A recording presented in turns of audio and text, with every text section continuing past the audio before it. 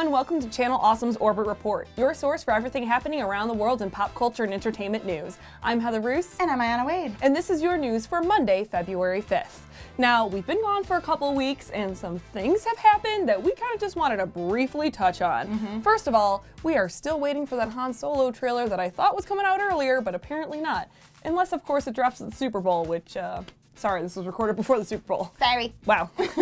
We also got a sneak peek this week of Captain Marvel's new costume. Looks a little Green Lantern-y, so I'm excited to see where they're going with it, because I'm assuming this isn't her final form. Oh, yeah, maybe not. We also heard that our princess, Carrie Fisher, won a Grammy for Best Spoken Word Album for her performance on her audiobook of The Princess Diarist. Yeah, finally getting the respect she deserves. That's right. Apparently, too, Dundee's getting a sequel about his American son, which I definitely thought was a joke, but it's real. So looking forward to putting all the Australian actors ever to work. Hooray. A lot of cameos. Another thing that I thought was a joke at first is Nintendo has the LABO, which is a cardboard extension for the Switch. And I was a little weary about it at first, but having read more about it, it actually looks super cool. They're using the Switch sensors in some pretty unique and awesome ways that I didn't think were possible to do with the Switch, and one of them is a robot. I know. I don't know what could be more geared to me and my interest than Nintendo making a robot that you can wear and then play a video game on. It's like the perfect thing for me, and I can't wait to try it out. The other one is a toy extensions that can do things like make a house or a piano, which still looks really cool. You saw the as well. car or the motorcycle? Yeah, the motorcycle one, a fishing rod. Yeah, it looks like it might be really interesting.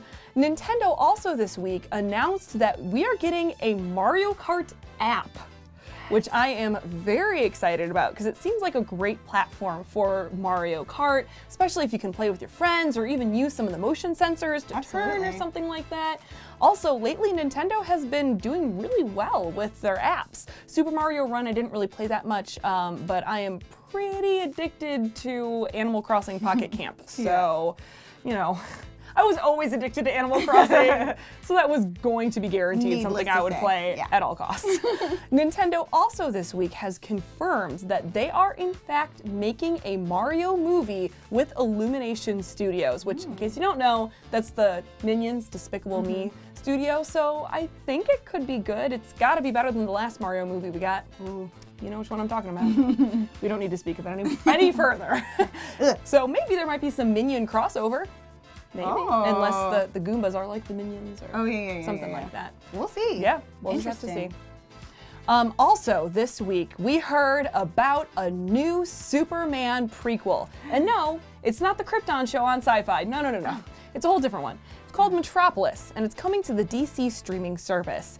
Now, to be perfectly honest, it doesn't sound like a great idea to me. Part of the reason is that this was originally supposed to be a companion show to Gotham on Fox, and it was kind of stuck in development at Fox for a very long time before DC finally decided to just pick it up and put it on their streaming service. So this is the fourth confirmed show that we have for the DC streaming service, which has also still not been named or has a positive release date on that yet either, so I'm a little worried about this project.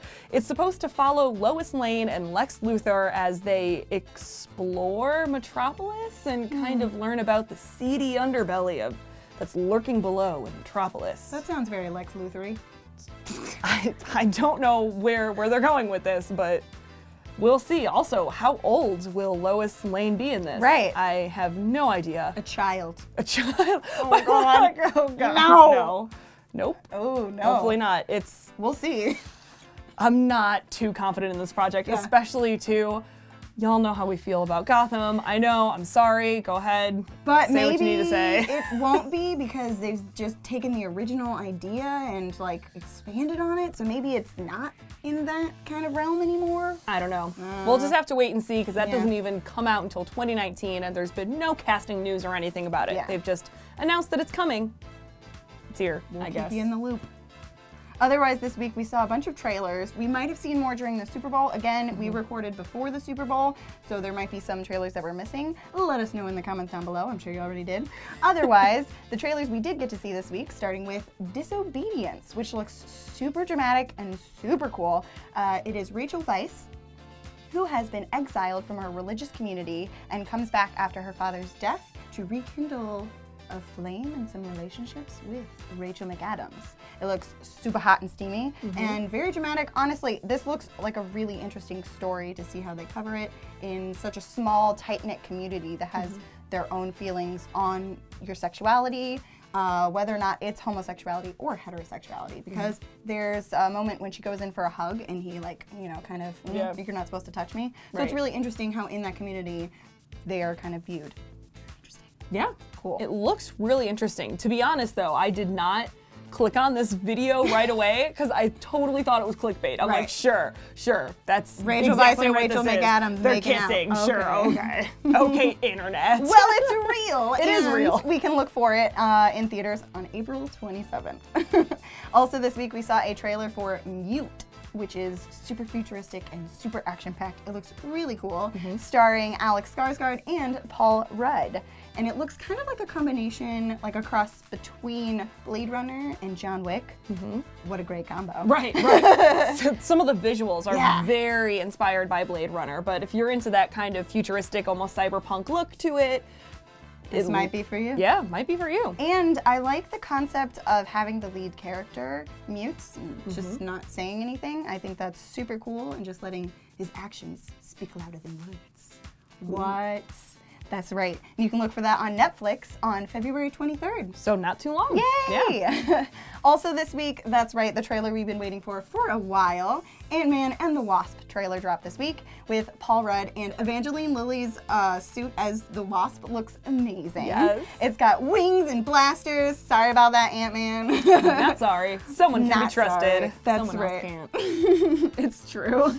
Paul Rudd still looks hilarious in this, and I liked a lot of the action shots and sequences that were included in the trailer, and I'm sure we have tons more to come, but it looks super cool. Yeah. There's some really interesting ways of even just that knife fight of running across the blade looks really cool concept. So, Although I have a lot of questions about that building that shrinks down into like a rollaway suitcase. Like someone built that. Someone built that. I don't know how whoever was the architect of this was like, oh yeah, it's totally normal to have giant wheels be the foundation of an office building. Also, pillars are retractable. Right, great. Totally normal. Looking at the blueprints, you got it. When you have this done by. Let's just do it. You probably had to pay someone a lot of money to not ask questions about that.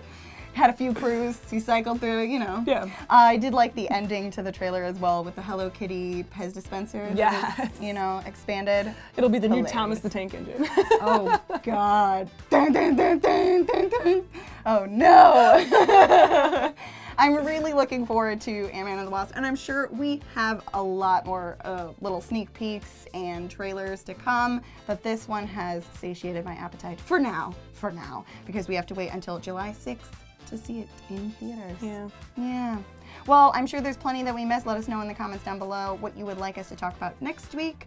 Otherwise, you can find me on Facebook as Aiyanna Wade or everywhere else as Awesome Aiyanna. Heather, where can people get in touch with you? You can find me on Twitter at Heather Roos, Instagram at HRoos, or Twitch, twitch.tv/Heather Roos. And that's pretty much it from us here. I'm hoping a certain someone turns up in time for Top 5 tomorrow. Otherwise, we're gonna have to host it. What? So tune in tomorrow to see what happens there. Otherwise, in the meantime, beam us up.